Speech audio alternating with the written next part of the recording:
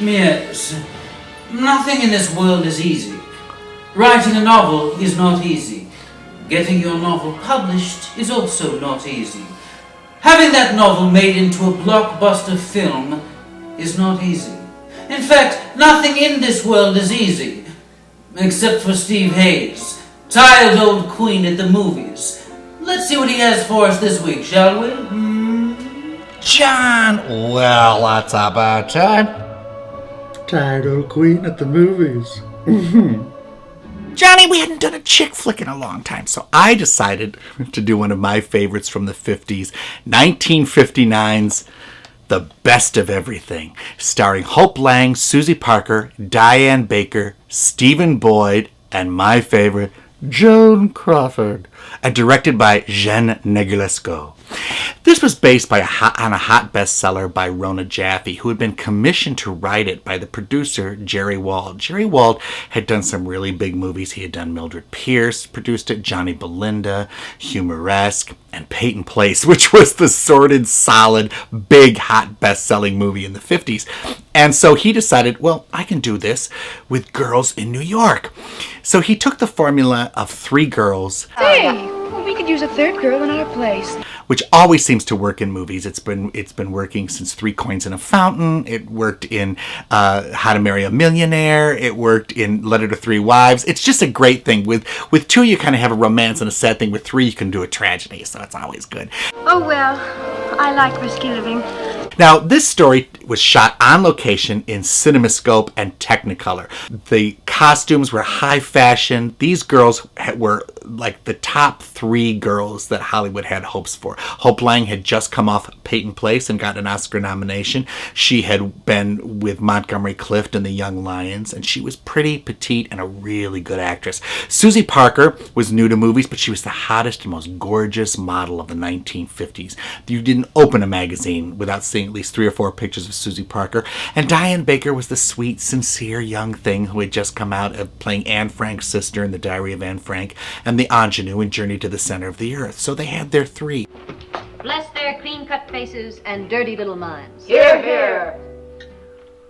It takes place in the publishing world, and they come to this book publishing company, all 3 of these girls, and they start out as secretaries.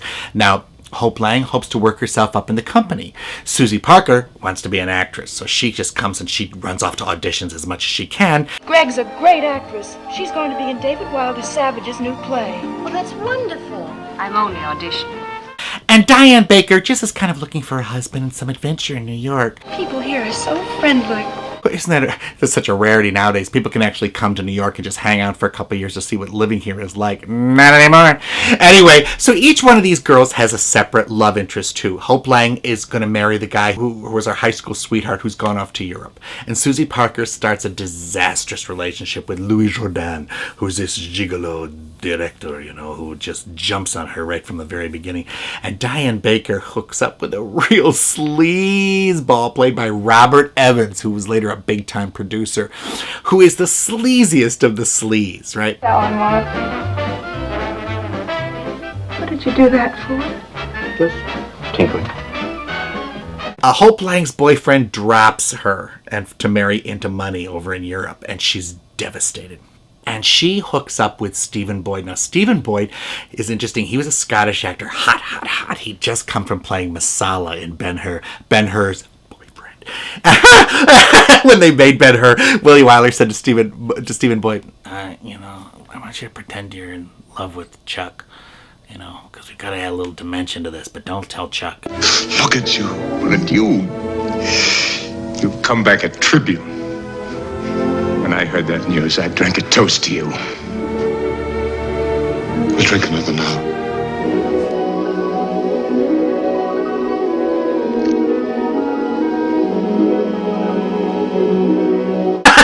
Jack Heston. So anyway, Stephen Boyd was a hot commodity, and he was really handsome and a really, really good actor. The big clincher for this movie was Jerry Wald went to Jean Negulesco and said, I think we can get Joan Crawford for this movie. And Jean Negulesco said, it's a bit part. She's not going to want to do a bit part. Greg, I've had more experience than you. And for experience to be of value, somehow someone must learn by it. Al Steele, who was one of the big guys at Pepsi-Cola and was her fourth husband, had just died, so she was a widow. And he left her hugely in debt. And she was feeling very, very insecure. And she took on this project thinking, well, I'll go out, So she showed up, and this was essentially a supporting role. Amanda Farrow, she was playing the big boss at the company and the one that everybody hated.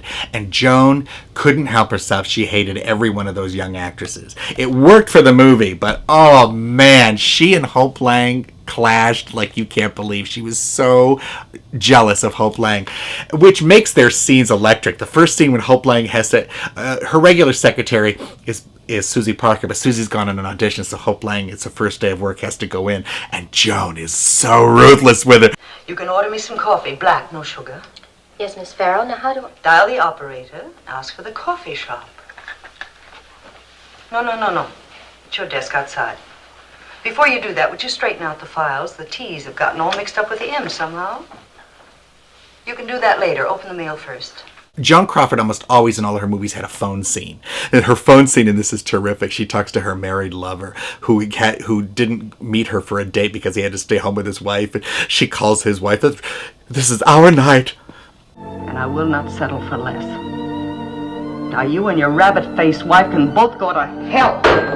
The girls in The Office are great. They used a little comedian who was a kind of an up-and-coming cabaret comedian named Sue Carson, who played Mary Agnes. And she's sort of the cross between Eve Arden and Thelma Ritter in The Office. Hello, I'm Mary Agnes. Can you type? Sit down.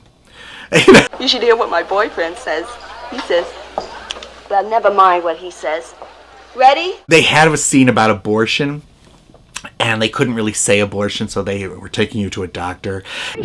I want this baby. You'll have other babies. I'll die. You won't even feel sick. It's very clean, like a doctor's office. I'll take you there and I'll be there with you. It takes a dark turn towards the end with one of the characters, and it becomes kind of tragic.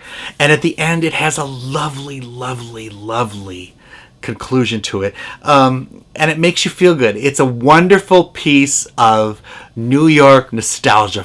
Hope Lange, Suzy Parker, Diane Baker, Stephen Boyd, and my gal, Joan Crawford, and Jen Negulesco's The Best of Everything. Go to the lobby. Let's all go to the lobby to get ourselves a treat.